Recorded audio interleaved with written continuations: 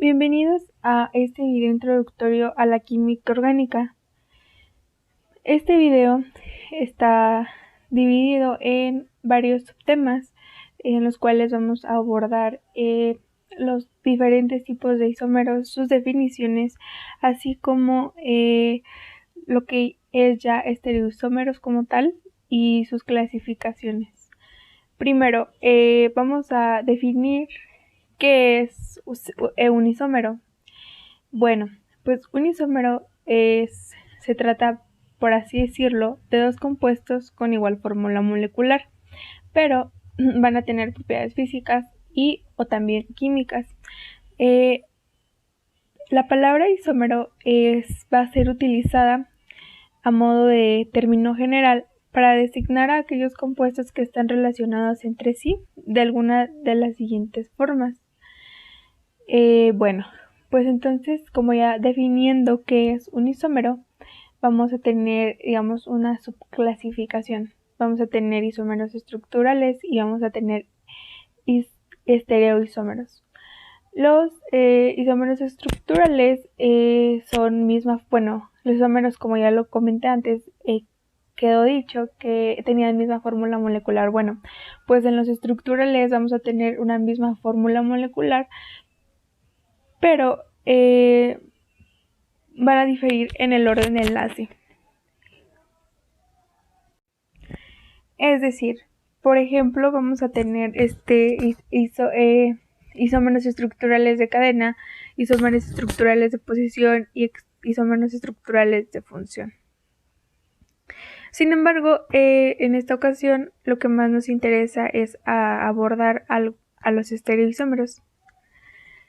Los estereoisómeros se van a definir pues como isómeros que van a tener la misma secuencia de átomos enlazados de la misma manera, pero la diferencia es la orientación espacial. Vamos a tener isómeros conformacionales. Estos van a ser aquellos que se van a estar interconvirtiendo rápidamente a temperatura ambiente mediante las rotaciones sobre los enlaces sencillos. Esta clase de isómeros no puede separarse porque van a existir, digamos, como se van a estar interconvirtiendo, pues no pueden ser separados. Pero tenemos a los isómeros configuracionales.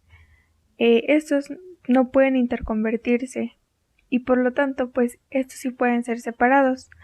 En estos isómeros configuracionales nosotros vamos a tener dos clases. La primera es los que se originan por la distinta orientación espacial de átomos o el grupo de átomos alrededor de un enlace doble y son denominados isómeros geométricos. Y también vamos a tener los que se originan por la distinta orientación espacial de átomos o grupos de átomos alrededor de un carbono tetraédrico en una hibridación de tipo sp3. Bueno, pues vamos a comenzar entonces con digamos, los alcanos y a definir qué es el análisis conformacional.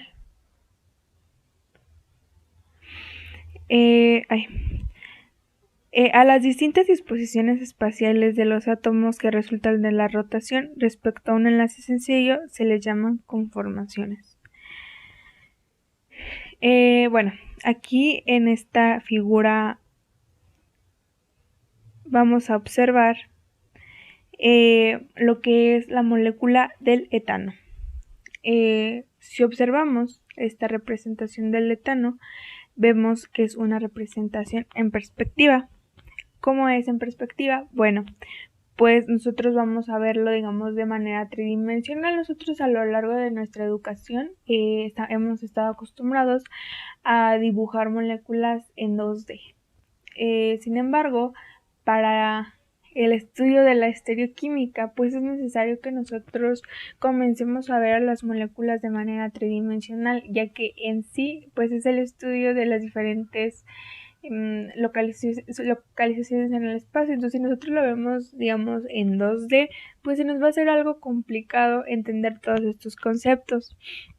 Entonces, en estas estructuras de perspectiva, nosotros colocamos a nuestra molécula, digamos, de frente, por así decirlo, y vamos a tener algunos grupos que se van a ir hacia atrás del plano, otros hacia adelante del plano y otros que sí se van a encontrar en el plano. En este caso se van a representar así. Una cuña entrecortada significa que se aleja de nosotros. Una cuña rellena, por así decirlo, va a representar que viene hacia nosotros, y pues una línea como tal significa que se encuentra en el plano.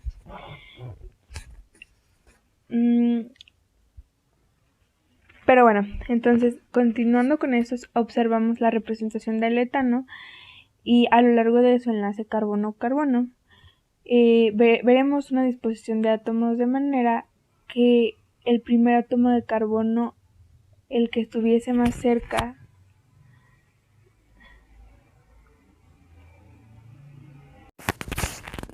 pero si nosotros lo queremos ver desde otra postura, por así decirlo, nosotros podríamos observar esta representación del etano a lo largo de su enlace carbono-carbono. Nosotros lo estamos viendo, digamos, del lado, por así decirlo, frontal, pero vamos a suponer que nosotros rotamos la molécula y en vez de verla de esta manera, la vamos a girar. Y nosotros vamos a ubicar nuestra vista en medio del carbono. Bueno, entonces cuando nosotros observamos esto, vamos a ver una disposición de átomos de manera en el que el primer átomo de carbono, el que va a estar más cerca de nuestra vista, va a tapar al otro átomo de carbono, pero ninguno de los hidrógenos del grupo metilo, que está más cercano a nuestra vista, nos va a tapar los hidrógenos del grupo metilo más alejado. Y de esta manera nosotros vamos a ver una proyección de Newman de manera alternada. ¿Qué significa esto? Bueno, pues significa que nosotros vamos a cambiar la forma, el ángulo, por así decirlo, de cómo vamos a ver la molécula. Entonces ahora nosotros la vamos a ver, digamos, como si los dos carbonos estuvieran juntos, por lo tanto solo vamos a observar, por así decirlo, uno.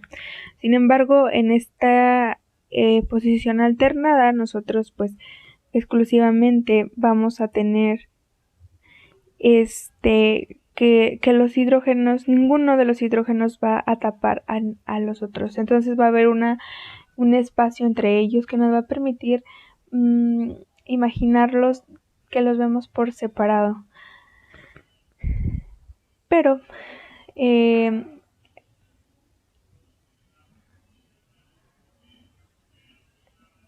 una característica del etano y de todas las moléculas orgánicas es que, bueno, en este caso del etano, los dos grupos que constituyen su estructura no van a estar fijos en una posición determinada, sino que van a estar girando. Este giro va a ser libre alrededor del enlace sigma, que va a mantener unidos a los dos átomos de carbono. Esto pasa porque el enlace sigma es capaz de mantener el solapamiento lineal sp3, a pesar del giro relativo de los dos grupos metilo. El giro de los dos grupos metilo de la conformación alternada nos va a llevar a otra disposición relativa de los átomos de hidrógeno de los grupos metilo. De manera que ahora en esta nueva colocación los átomos de carbono van a seguir igual, pero los átomos de hidrógeno de un grupo de metilo van a girar de manera que van a eclipsar, o sea, van a tapar a los átomos de hidrógeno del otro grupo metilo. A esta exposición particular de la molécula del etano se le denomina conformación eclipsada. Pero bueno, para pasar de la conformación eclipsada del etano a la alternada, va a ser necesario hacer un giro de 60 grados de uno de los átomos de carbono para que este giro logre, digamos, estos dos tipos de estructuras de proyecciones de Newman. Entonces, una proyección de Newman pues se va a obtener al mirar la molécula a lo largo del eje carbono-carbono. El carbono frontal se va a representar por un punto del que parten los tres enlaces que lo unen a los sustituyentes. El carbono de atrás se representa por un círculo y los enlaces que salen del carbono se dibujan a partir de este círculo. Bueno, ahora aquí yo les coloqué algunas notas.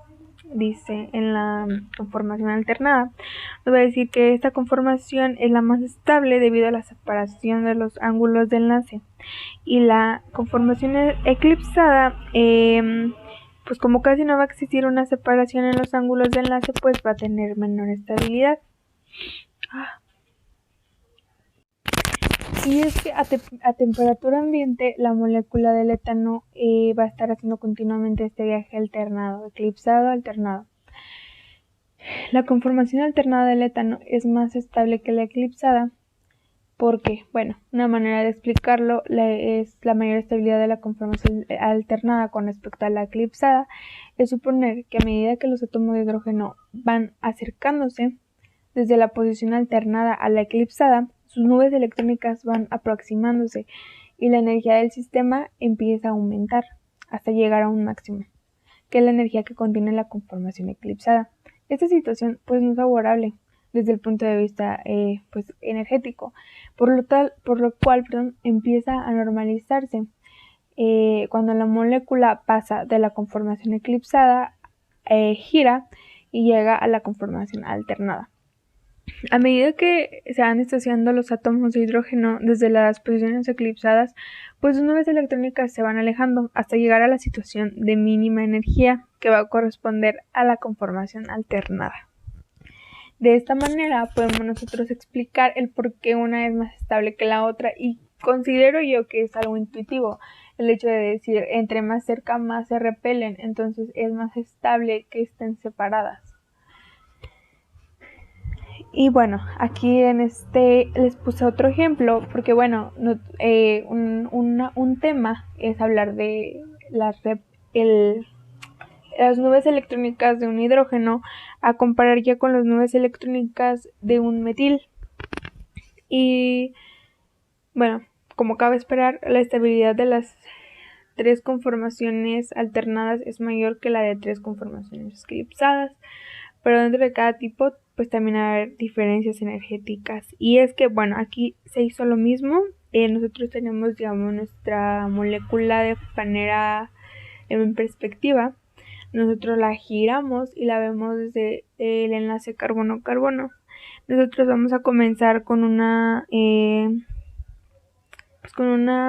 proyección de Newman eclipsada, en la cual los grupos metil se encuentran juntos.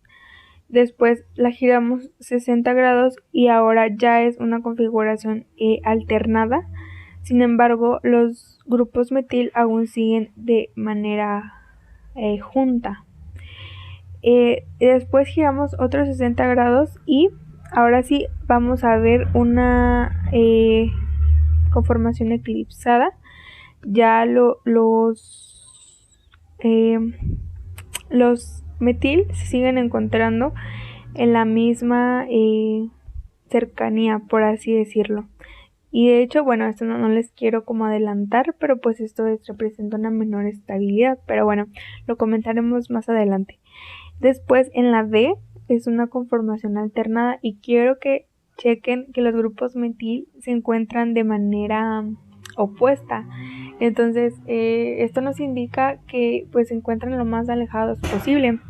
Esto pues nos va a decir mucho acerca de la estabilidad de esta configuración. Después lo giramos 60 grados de nuevo y pues vamos a tener otra vez una proyección eclipsada y giramos nuevamente y vamos a tener una alternada. Sin embargo, aquí nuevamente vamos a tener a los grupos metil de manera adyacente, por así decirlo. Y bueno, como se observa, la conformación de menor energía y pues por lo tanto es la más estable y abundante es la D. Porque está alternada. A este tipo de conformaciones alternadas que se encuentran de manera opuesta se les conoce como anti. Y bueno, la de mayor energía es la conformación A, eclipsada, anti, Por tanto, a temperatura ambiente, aunque hay una rápida interconversión, la gran mayoría de las moléculas se encuentran en conformación alternada de tipo anti. La tensión estérica es muy importante a medida que se acercan los dos metilos e incluso se notan las conformaciones alternadas gauche.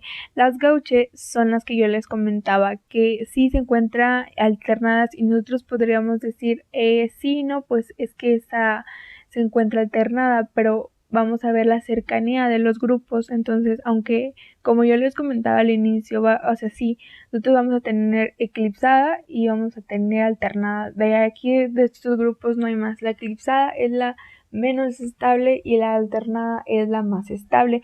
Sin embargo, vamos a encontrar como jerarquías. Cuando encontramos un así en anti, pues vamos a ver que esta es la más estable comparadas con las gauche. ¿Por qué? Porque pues va a haber se van a encontrar opuestas. Entonces, si están opuestas, quiere decir que pues su nube electrónica va a estar como más separada, va a haber menos repulsión y por ende pues más estabilidad.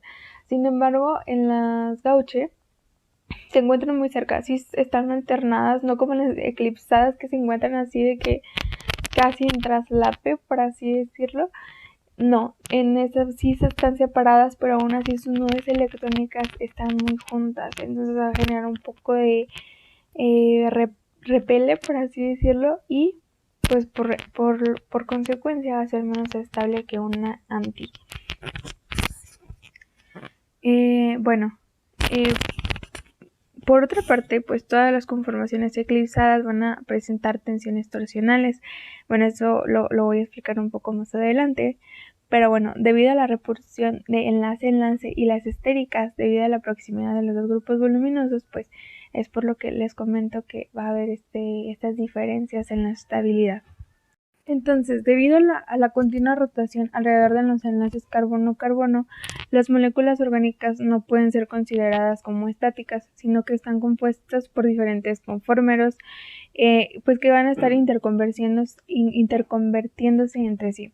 Estos conformeros pues van a ser inseparables. El número de moléculas con una determinada conformación en un momento dado depende pues de la estabilidad de los conformeros, de manera que la conformación más estable será la que adopten la mayoría de las moléculas. Ahora vamos a pasar a un poco de la estabilidad de los cicloalcanos y pues sus distintas conformaciones. Primero, vamos a empezar definiendo qué es la tensión angular. Bueno, nosotros sabemos que el carbono, o bueno, en un ejemplo, la molécula del metano, sus enlaces con los hidrógenos van a ser de 109.5 grados.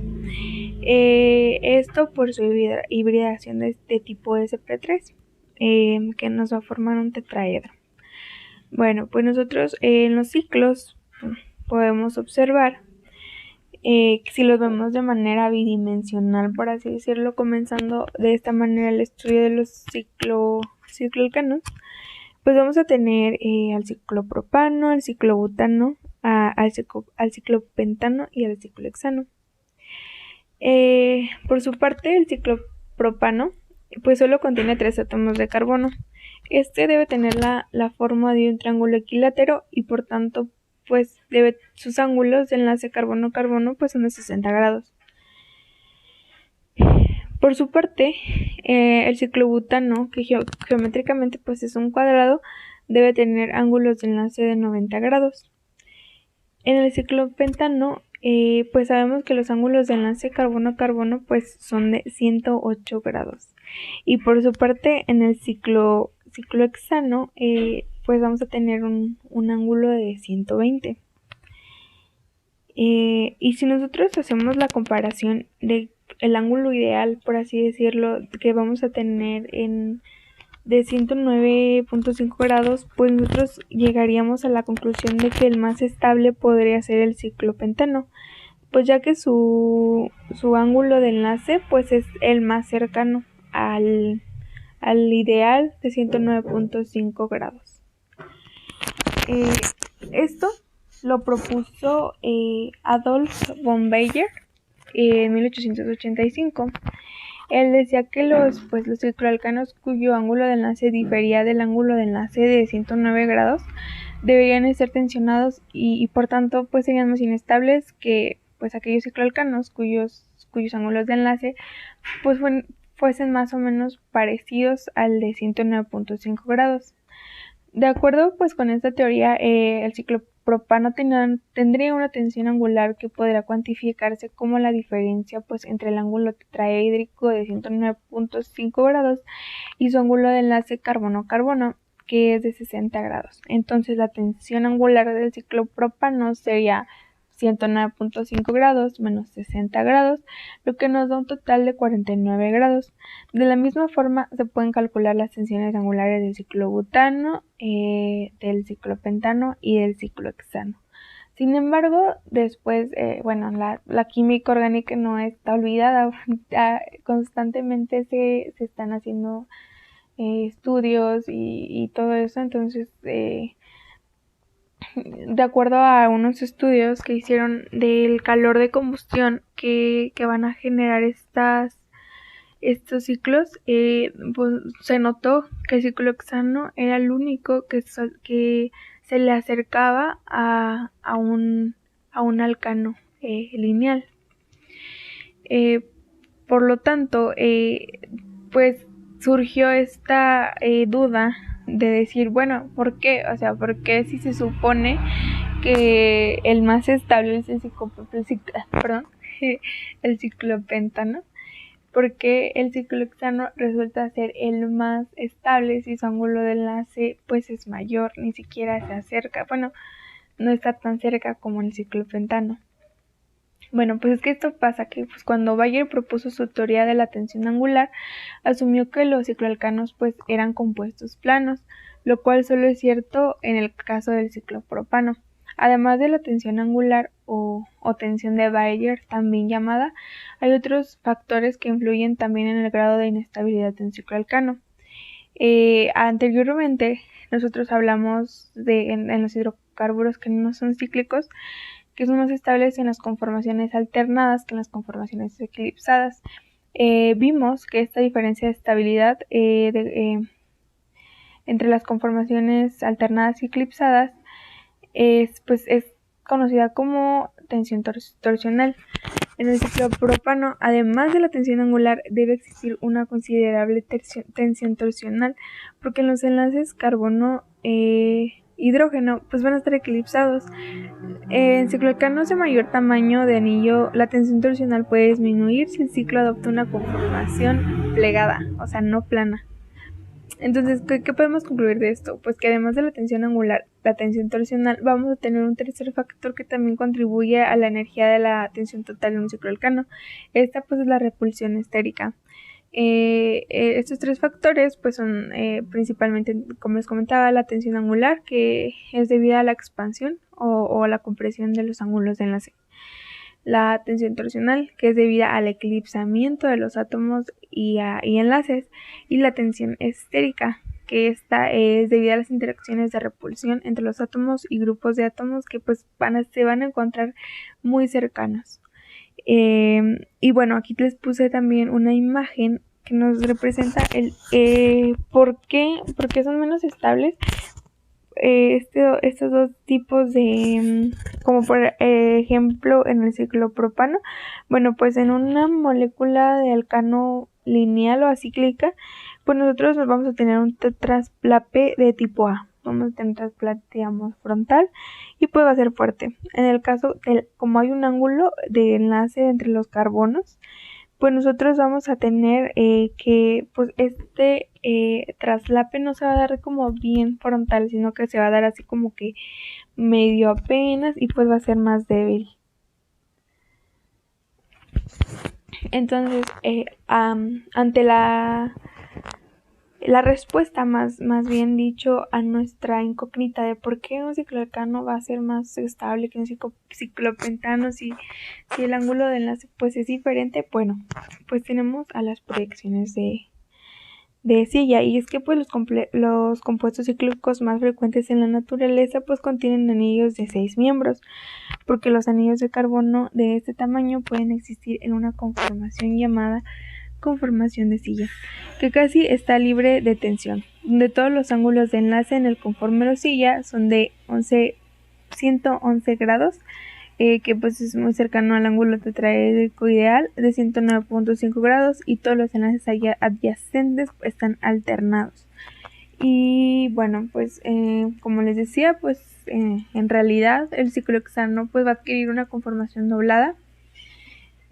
Aquí no va a existir eclipsamiento y pues no va a haber tensión torsional, porque pues los enlaces carbono e hidrógeno van a estar alternados. Y aquí les puse tres imágenes de cómo se ve una estructura de silla. Primero un conformero de silla del ciclohexano, visto desde una conformación de Newman, y pues visto con bolas y palillos para que nos sea más intuitivo. Y pues bueno, aquí están coloreados algunos enlaces de color rosa y de color azul, y es que pues esto es porque pues bueno, una de las consecuencias de la conformación de silla del ciclohexano es que hay dos clases de posiciones en las cuales se van a colocar los enlaces carbono-hidrógeno en el anillo. Unas van a ser denominadas posición axial, que yo las puse de color azul, y otras van a ser denominadas posición ecuatorial, las que se encuentran de color fuchsia. Cada cara del anillo ciclohexánico pues contiene 3 hidrógenos en posiciones axiales y van a contener 3 en posiciones ecuatoriales, de manera que pues en la cara superior del anillo los carbonos, por así decirlo, C1, C3 y C5 colocan hidrógenos en la posición axial. Los carbonos 2, 4 y 6 van a colocar en la posición ecuatorial, y pues aquí tenemos estas imágenes, ¿no? Y aquí, o sea, si no es muy intuitivo con el conformero de silla del ciclohexano, que de hecho es fácil de dibujar, se dibuja 2 líneas paralelas, digamos así como en diagonal, y de ahí dibujamos 2 Bs. El vértice de la B no debe estar, digamos, del mismo lado, sino se encuentran lados opuestos, y de ahí dibujamos nuestros hidrógenos, uno axial, otro ecuatorial, y de esta manera pues vamos a nosotros a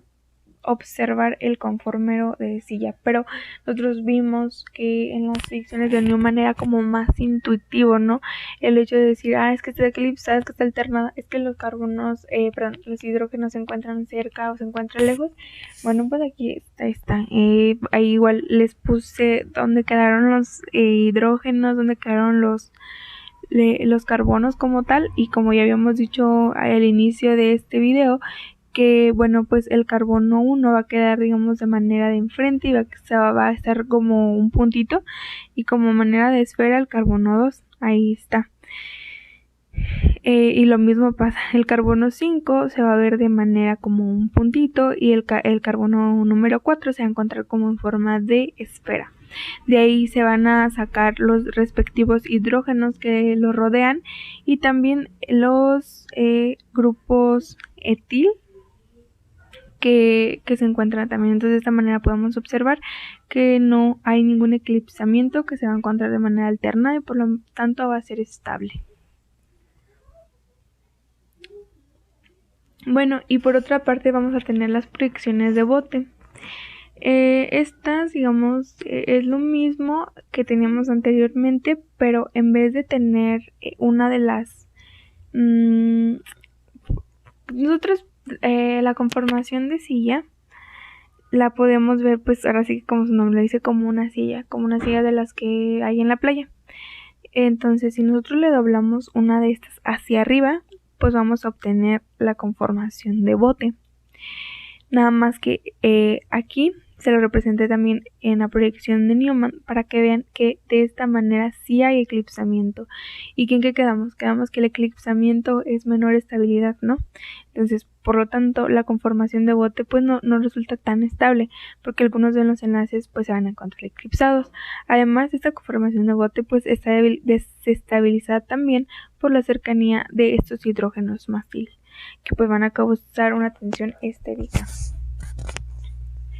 Bueno, pero pues sabemos que en la naturaleza, en el estudio de la química orgánica, pues nosotros no solamente nos vamos a encontrar con ciclohexanos de manera así como sola, sino que va a haber ciclohexanos sustituidos, ¿no?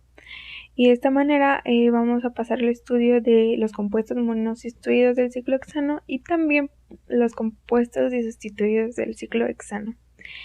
En los conformeros pues monosustituidos, como el prefijo mono lo dice, pues es un sustituyente nada más. En este caso, pues nosotros vamos a encontrar dos clases de enlace en el anillo ciclohexánico. Vamos a encontrar los axiales y los ecuatoriales. Aquí pues vamos a esperar que los compuestos ciclohexánicos monosustituidos, como por ejemplo el metilciclohexano, existiesen en dos formas isoméricas: el metilciclohexano axial y el metilciclohexano ecuatorial. ¿Qué significa esto? Bueno, que el sustituyente se va a encontrar de manera ecuatorial y de manera axial. Y bueno, ¿cuál va a ser el más estable? Pues va a ser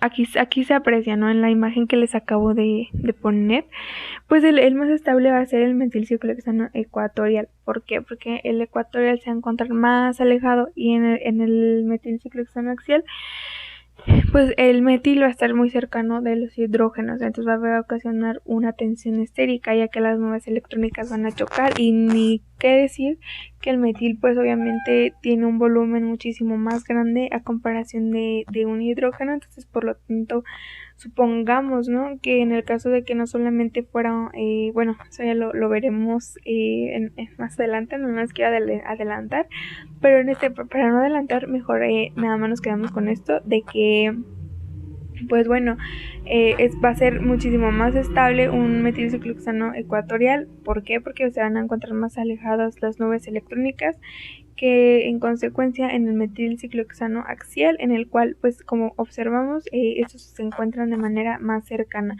Por lo tanto, va a haber una repulsión, entonces va a haber una menor estabilidad. Ahora, bueno,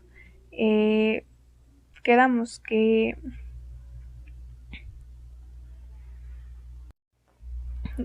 entonces que el conformero más estable de un compuesto ciclohexánico monosustituido pues es el que coloca el sustituyente en la posición ecuatorial. Sin embargo, en los compuestos ciclohexánicos sustituidos, la situación pues va a ser más compleja, ya que hay que analizar las dos conformaciones de silla para poder decidir cuál de las dos será la predominante en el equilibrio conformacional. Aquí, como se acaba de explicar en el apartado anterior, el conformero pues más estable de un compuesto ciclohexánico monosustituido es el que coloca el sustituyente pues en la posición ecuatorial. En los compuestos ciclohexánicos disustituidos, la situación pues es más compleja, ya que hay que analizar las dos conformaciones de silla para poder decidir cuál de las dos será la más predominante en el equilibrio conformacional. Uno de los compuestos ciclohexánicos disustituidos más simple desde el punto de vista funcional es el 1,2-dimetilciclohexano. Y aquí les puse una imagen de cómo se ve esta estructura. Para este compuesto pues van a existir dos isómeros denominados cis 1,2-dimetilciclohexano y trans 1,2-dimetilciclohexano. En el isómero cis, pues los dos grupos metilo están del mismo lado del plano molecular, mientras que en el trans los dos grupos metilo van a estar en lados opuestos del plano molecular. Entonces, con esto, ¿qué deducimos? Bueno, que cuando estemos hablando de una molécula de tipo cis, vamos a encontrar el grupo funcional del mismo lado, y cuando hablemos de trans se va a encontrar en lados opuestos. Bueno, en el primer ejemplo, en el cis 1,2-dimetilciclohexano, pues una conformación de silla pues va a colocar un grupo metilo en posición axial, por ejemplo en el C1, de manera que el grupo metilo que va a estar en el carbono 2 queda situado en la posición ecuatorial.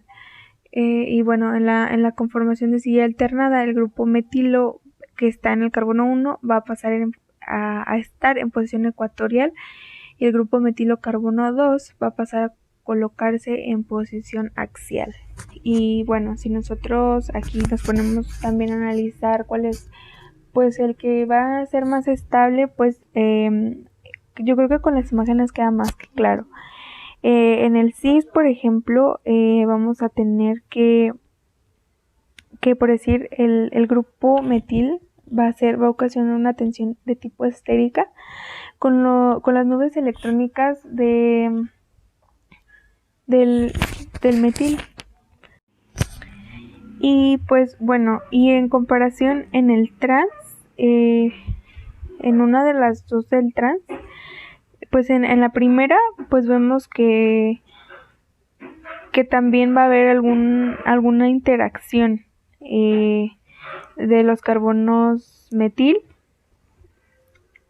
del grupo metil con los grupos de hidrógeno. Pero en la que encontramos del lado derecho, en la donde todos los enlaces se encuentran de tipo ecuatorial, pues en esta vamos a encontrar que es la más estable, ya que las nubes electrónicas se van a encontrar lo más alejadas posible, cosa que no vemos en las estructuras de arriba. Cabe mencionar que, bueno, como vemos aquí, pues sí es trans en la cis. Aquí pues va a ser trans debido a que vamos a tener que los dos grupos metilo pues miran hacia arriba, ¿no? Perdón, es cis porque miran hacia arriba. Y de este lado lo mismo, el grupo metilo mira hacia arriba y el otro grupo metilo mira hacia arriba. Aquí por el contrario, el grupo metil está en posición axial y el otro también está en posición axial, sin embargo están en posiciones opuestas. Y lo mismo aquí.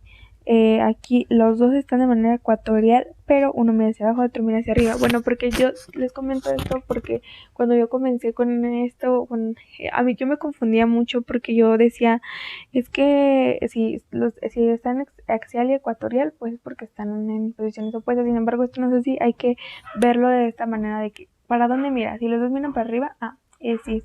Si los dos miran para abajo, también es cis, pero en cambio si uno mira para arriba y otro para abajo, sea ecuatorial o sea axial, es de esta manera que vamos a determinar si se trata de un compuesto trans o de tipo cis. Bueno, como les decía, en el isómero cis los dos grupos metilo pues van a estar del mismo lado del plano molecular, mientras que el trans, los dos grupos metilo pues van a estar en lados opuestos del plano molecular. Todo compuesto con anillo de ciclo hexano tiene dos conformeros silla. Así los isómeros cis y trans también tienen cada uno dos isómeros de silla. ¿Por qué? Porque pues como les comentaba, vamos a encontrar cis hacia arriba o cis hacia abajo y también trans ecuatoriales o transaxiales. Por eso es que vamos a encontrar estas variedades. Y también como les reiteraba hace un momento, pues la conformación trans en este caso es el conformero pues es el más estable.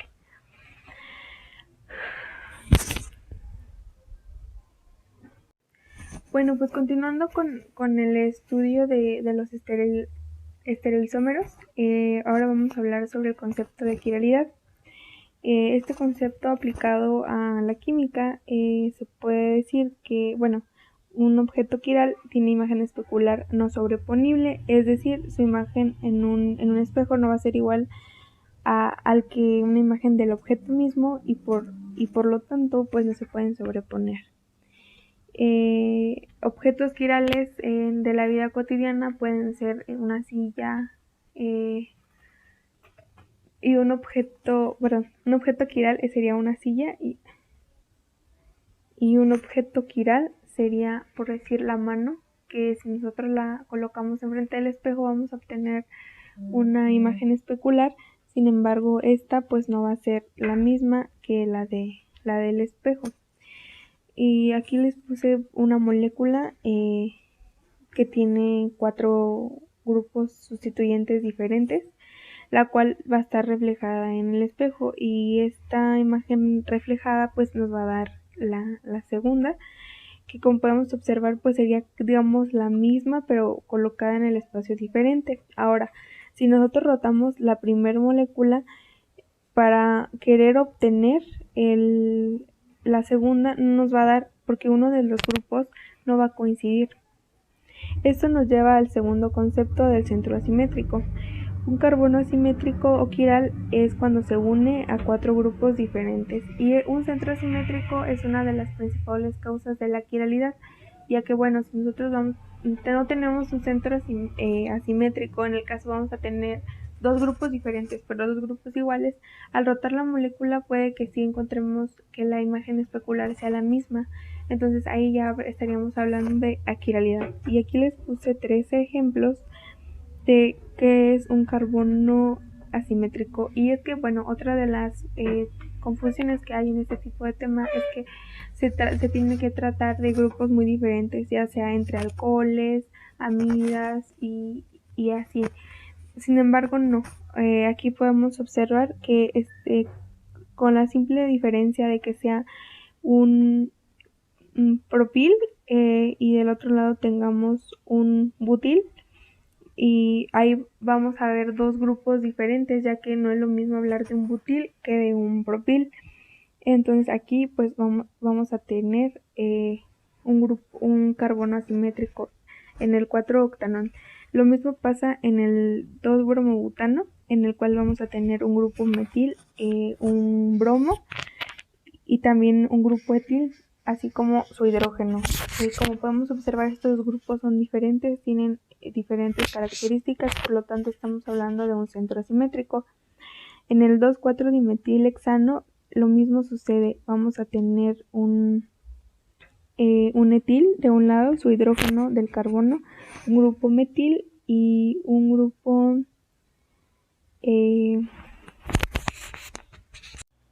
un isobutil. Entonces, como podemos observar, estos 4 grupos pues van a ser diferentes, por lo tanto estaríamos hablando de un carbono asimétrico. Bueno, esto nos va a llevar a la definición de enantiómeros. Un enantiómero es una molécula, bueno, son dos moléculas que no son idénticas a sus imágenes especulares, por lo tanto pues no son superponibles. Y lo mismo pasa, el mismo ejemplo que les proponía hace un rato, en el cual vamos a tener 4 grupos diferentes. Un espejo se va a reflejar y vamos a obtener una segunda estructura. Ahora, si nosotros rotamos la primera estructura para tratar de alinear esta molécula con la imagen especular, vamos a observar que el hidrógeno va a ocupar el lugar del bromo, entonces ya no sería la misma molécula, estaríamos hablando de otra diferente. Y esto es importante porque en la naturaleza nosotros encontramos moléculas, a nivel biológico de esta manera. Y una diferencia que podríamos pensar que no es tan significativa podría causar daños importantes. Un ejemplo de esto es la talidomida, que bueno, no se tenía un conocimiento de su estereoquímica y por lo tanto se estuvo comercializando uno de los enantiómeros que provocó muchas mutaciones y muchas, por así decirlo, afecciones mutagénicas a los niños, ya que se les daba a las embarazadas. Y es que bueno, uno de los enantiómeros es un sedante y otro de los enantiómeros pues es un teratógeno. Entonces no se conocía esto, entonces se estuvo distribuyendo, por lo cual resultó en una tragedia, ¿no? Y por ende, si la empresa que fabricó estos medicamentos hubiese realizado los controles, ahora sí que farmacotoxicológicos que se exigían en relativo pues a la actividad de ambos enantiómeros, ya que como les comentaba pues van a tener propiedades diferentes. Entonces si se hubieran llevado a cabo los controles necesarios y hubieran conocido que hubiera podido evitar tanta tragedia. Bueno, entonces ahora regresando digamos al tema, pues por lo tanto es importante que nosotros que se haya desarrollado un sistema para nombrarlos enantiómeros, ya que, bueno, mira, nosotros regresamos aquí, la molécula por ambos lados, por así decirlo, después de de como nosotros estamos acostumbrados a nombrar las moléculas, pues nosotros podríamos nombrar las moléculas de la misma manera. Por ejemplo, el 4-etanol, aunque lo volteemos, pues seguiría siendo 4-etanol. Y lo mismo con el 2-bromobutano y lo mismo con el 2,4-dimetilhexano. Por eso es importante que se haya desarrollado pues un sistema de nomenclatura para los enantiómeros, ya que como lo vimos anteriormente, un enantiómero no es lo mismo que el otro, ya que va a tener propiedades diferentes y esto puede ocasionar muchos problemas al momento de sintetizar medicamentos o N cosas, ¿no? Y bueno, el sistema Can-Ingold-Prelog se basa en 4 cosas. Primero, vamos a ordenar por prioridad de los grupos o átomos unidos al centro asimétrico, y esto lo vamos a tomar de acuerdo a su número atómico. Entre mayor número atómico, mayor prioridad. Después vamos a orientar la molécula de tal modo que el grupo que tenga la prioridad menor se aleje del espectador. A continuación vamos a trazar una flecha imaginaria del grupo con la mayor prioridad, que sería la 1, hasta el grupo átomo con la siguiente prioridad mayor, que sería la 2, y así con la 3. Si el grupo de mayor prioridad no está unido con una cuña entrecortada, se debe acomodar la molécula para conseguir ese resultado. Y bueno, después trazamos una flecha del grupo de mayor prioridad hasta el tercer grupo de mayor prioridad. Y bueno, aquí vamos a tener de qué se va a tratar, ¿no? Si la secuencia gira en sentido opuesto a las agujas del reloj, la configuración del estereocentro es S, sin éster, o sea, a la izquierda. Si el orden de las prioridades decreciente de los restantes grupos representa una secuencia en el sentido de las agujas del reloj, se asigna al estereocentro la configuración R de rectos. Y bueno, aquí les volví a comentar que en el caso que vimos que cuando el átomo de menor prioridad no se encuentra alejado del plano, lo vamos a acomodar para lograr esto, y vamos a tener 2 opciones. La opción 1, los intercambiamos de manera arbitraria, es decir, tenemos por un ejemplo, bueno, en esta molécula el hidrógeno sí se encuentra en la cuña entrecortada, pero supongamos que está al revés, ¿no? El hidrógeno está hacia nosotros y el metil está alejado hacia nosotros. En la opción A se haría un cambio arbitrario solamente y trazaríamos las flechas, y si nos diera una configuración R, la pasaríamos a S. Y si nos diera una configuración S, nos la pasaríamos a R. Y la opción B sería girar la molécula de manera en que quede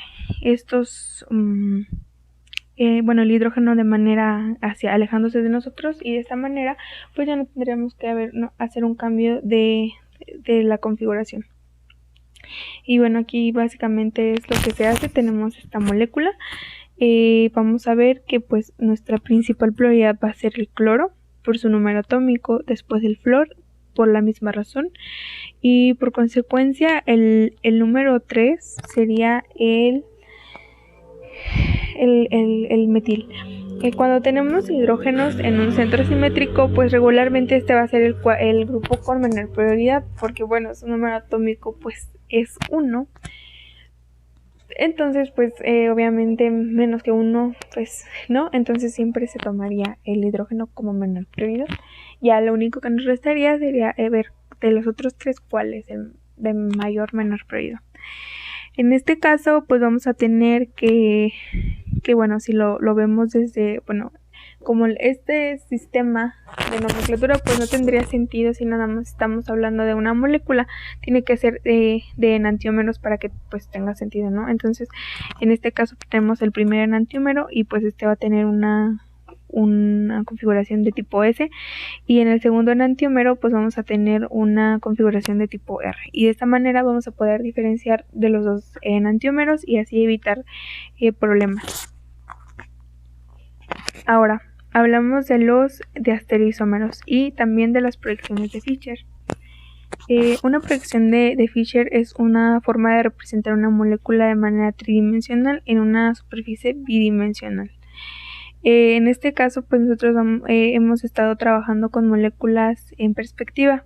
Sin embargo, pues hay veces que se nos podría facilitar acomodar estas moléculas en proyección de Fisher, y más cuando estamos hablando de diastereoisómeros, ya que esto nos va a facilitar también ver de manera más sencilla de qué tipo de configuración estamos hablando y poderlos clasificar de manera más eficaz.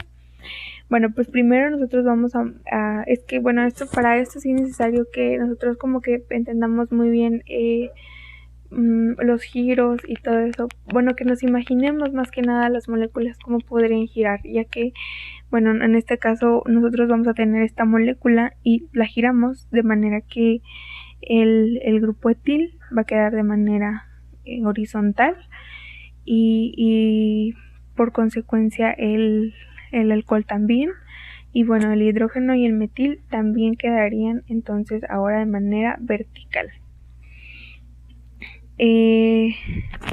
Bueno, ahora ya que tenemos esta molécula, que pues es la orientación correcta, donde vamos a proyectar dos enlaces que se acercan al observador en la horizontal y dos enlaces que se alejan del observador en la vertical. Pues ahora vamos a determinar el orden de las moléculas según la prioridad de Canning-Goldberg, igual, por el número atómico, como lo estuvimos viendo anteriormente. Algo que se me pasó comentarles anteriormente es que hay veces que vamos a tener, por así decirlo, un grupo, por decir un etil y un butil, y por decir un cloro y un hidrógeno. En este caso, pues el cloro sería la primera prioridad. Sin embargo, vamos a tener dos carbonos. Los carbonos pues tienen igual número atómico, entonces vamos a proseguir con el número de hidrógenos, ¿no? O bueno, en este caso de carbonos también. Por decir en el butil vamos a tener 4 carbonos, y en el etil vamos a tener 2. Entonces, ¿cuál va a tener mayor número atómico? Pues el butil. Entonces el butil sería mayor prioridad antes que el etil. En el mismo caso si fuera un propil. Bueno, eso nada más como manera de que se me pasó comentarlo anteriormente. Y bueno, después se van a unir los grupos prioritarios en el orden 1, 2 y 3, y se va a observar si esta función va en el sentido del reloj o en el sentido contrario. Ya sabemos, en el sentido contrario sería una configuración tipo S, y en el sentido de las manecillas del reloj pues sería una configuración de tipo R. Algo importante también a destacar es que cuando el átomo de menor prioridad, en este caso el hidrógeno, se va a encontrar en la horizontal, pues vamos a ocurrir un cambio de configuración de S a R o viceversa. Supongamos en este caso que tenemos aquí pues el hidrógeno estuviera de manera horizontal, nosotros tenemos que cambiar de configuración de S a R. Entonces nosotros vamos a ver, nos va a dar S, pero lo vamos a tachar y lo vamos a convertir a R. Pero solamente en los casos en los que el grupo con menor prioridad se encuentre en la horizontal. En este caso, como vemos que no pasa así, queda tal cual. Y bueno, pues un diastereoisómero pues son estructuras que son similares, pero pues no son idénticas, y tampoco pues son imágenes especulares. Y bueno, tú vas a decir, ¿y entonces qué son? Bueno, pues también otra cosa que se podría decir es que no son enantiómeros. O sea, un diastereoisómero no son enantiómero. Y bueno, vas a decir lo mismo, ¿no? ¿Qué significa? Bueno, aquí se los voy comentando. Pues bueno, muchos compuestos orgánicos tienen más de un centro asimétrico. Como regla general, pues una molécula con n centros girales puede tener 2 a la n estereoisómeros. En el caso de que tengamos dos centros asimétricos, 2 a la 2, pues es 4. Tenemos 4 centros asimétricos, vamos a tener 2 a la 4, que serían pues 16 diastereoisómeros. Y bueno, aquí se los pongo más fácil. En este caso vamos a tener dos enantiómeros, bueno, dos pares de enantiómeros, ¿no? Sin embargo, nosotros vemos que, bueno, en este caso son imágenes que no son especulares, que no son estas imágenes especulares de los enantiómeros. Sin embargo, si nosotros comparamos el estereoisómero 1 con el estereoisómero 3 o con el estereoisómero 4, pues nosotros vamos a ver que pues no son los mismos, no son idénticos, pero tampoco van a ser imágenes especulares. Entonces de esto se tratan los diastereoisómeros. Y bueno, para saber su nomenclatura, lo mismo que lo habíamos trabajado anteriormente, bueno, nosotros vamos a acomodar la molécula en la proyección de Fisher. Después nosotros vamos a elegir los grupos de mayor prioridad de acuerdo a su número atómico. Después vamos a acomodar flechas. En este caso, pues nosotros tenemos dos centros quirales. Entonces estos centros quirales pues van a tener dos flechitas, por así decirlo. Entonces vamos a tener aquí 2S, 3R, después 2R, 3S y 2R, 3R, 2S, 3S. Y esto pues va acorde a la nomenclatura Cannon, Ingold y Prelog. Entonces, bueno, de esta manera nosotros vamos a identificar lo que son los diastereoisómeros. Y bueno, me parece que fue lo más intuitivo que pude haber explicado de qué se trata todo esto de la estereoquímica. Y bueno, espero les haya agradado el video.